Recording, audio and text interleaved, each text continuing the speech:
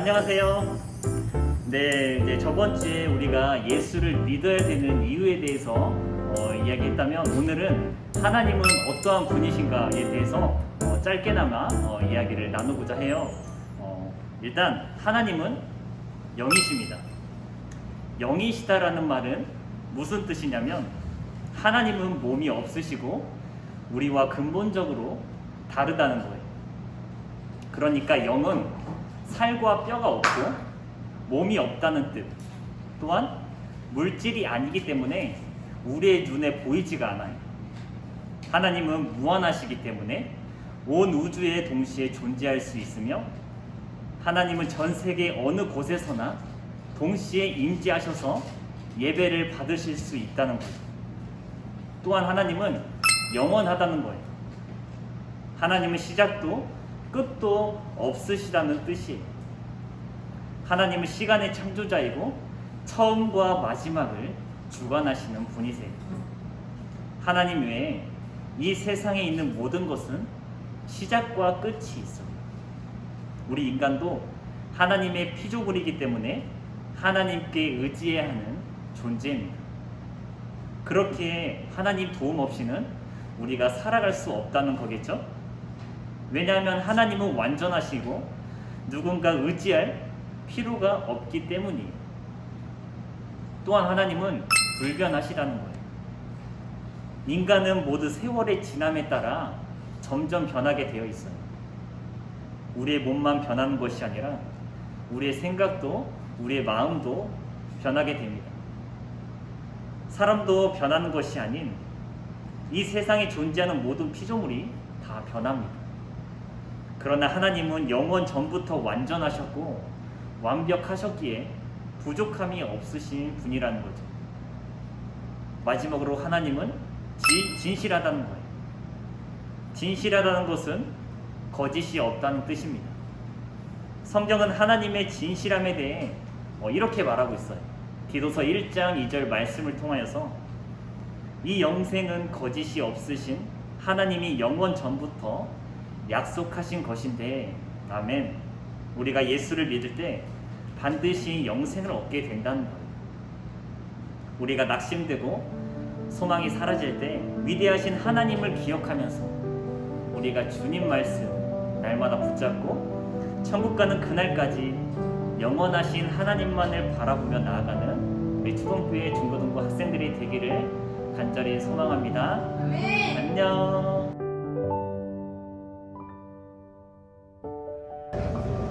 중고등부 친구들 안녕. 오늘은 제가 가람쌤과 함께 인터뷰를 진행해볼까 합니다.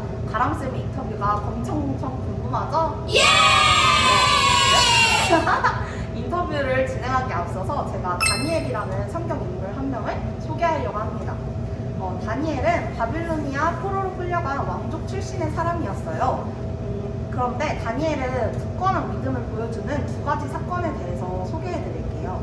가장 먼저 왕이 내린 만찬을 거부한 사건입니다. 당시 왕은 우상을 섬기면서 그 제사에 올라갔던 음식들을 다니엘과 여러 사람들에게 먹으라고 선의를 베풀었습니다. 하지만 다니엘은 우상을 섬겼던 음식을 먹지 않겠다고 결단을 하고 선포를 합니다. 결국에 우상을 섬긴 음식을 먹은 소년들과 하나님을 믿기에 우상을 섬겼던 음식을 먹지 않은 다니엘과 그의 친구들을 비교해 보았을 때, 다니엘과 그의 친구들이 훨씬 얼굴이 밝고 기름졌다고 합니다. 다음으로 두 번째 사건은 다니엘이 사자굴에 던져진 사건입니다. 당시 우상을 섬기던 왕은 하나님께 기도하며 하는 어마무시한 탄압을 시행하고 있었습니다. 그러다가 결국 들켜서 붙잡힌 다니엘은 사자굴에 던져지게 되지만, 하나님께서 다니엘을 사랑하시고 보호하시고 지켜주셔서 사자굴 속에서도 다니엘은 멀쩡하게 다시 나오게 됩니다. 그러면 오늘 가람쌤과 함께 과연 내가 다니엘이었다면 그런 상황 속에서 어떻게 행동했을까라는 주제로 얘기를 나눠보려 합니다. 가람쌤 안녕하세요. 줄 맛있으세요? 제가 가장 먼저 드릴 질문은, 만약에 가람쌤이었다면 왕이 어마무시한 만찬을 가람쌤한테 먹으라고 했어요. 막 고기도 있고 여러 가지 진짜 잔치상이에요. 근데 그런 음식들이 가람쌤 앞에 이렇게 권해졌는데 이게 우상을 섬겼던 음식이에요. 그렇다면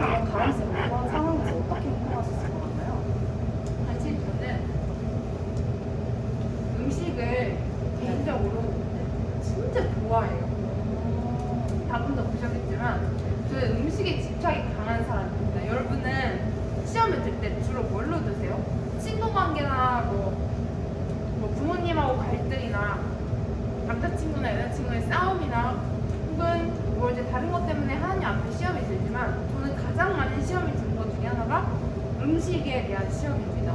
그래서 저는 누가 이렇게 BBQ 치킨을 저한테 건네요. 그러면 저는 무조건 먹습니다. 독이 들었든지 역으로 확인하지는 않지 먹을 것 같아요. 근데 만약에 너 하나님 섬기는 거 그만하고 음식 줄 테니까 이거 먹어라 라고 얘기를 했을 때 저는 거부할 것 같아요. 왜냐하면요 제가 그렇게 음식에 집착이 심한 사람임에도 불구하고 이 음식 맛있는 음식과 그 왕의 진미 반찬보다 하나님이 더 귀하시기 때문입니다. 아멘. 여러분 맞아요. 부모님과 음식을 바꿀 수 없잖아요. 맞아요. 부모님과 친구를 바꿀 수 없잖아요. 근데 하물며 친구보다 부모님보다 더 크신 하나님은 이 음식에 비교하면 가치를 비교할 수도 없는 아름답고 존귀하신 분이시죠. 저는 거부하겠습니다. 아멘. 오! 정말 멋있네요.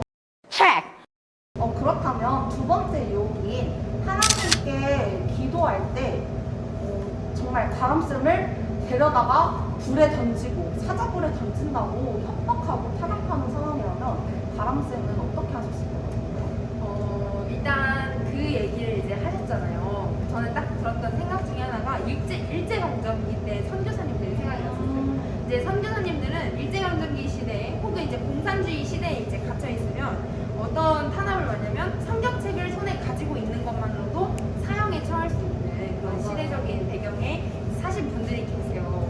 근데 그런 분들은 정말 목숨을 걸고 그 성경책을 지키고 목숨을 걸고 하나님의 주되심을 인정하는 사람들이기 때문에 이제 그렇게 자기 스스로를 이제 버리면서까지 고난을 받으면서까지 하나님을 지키는데요.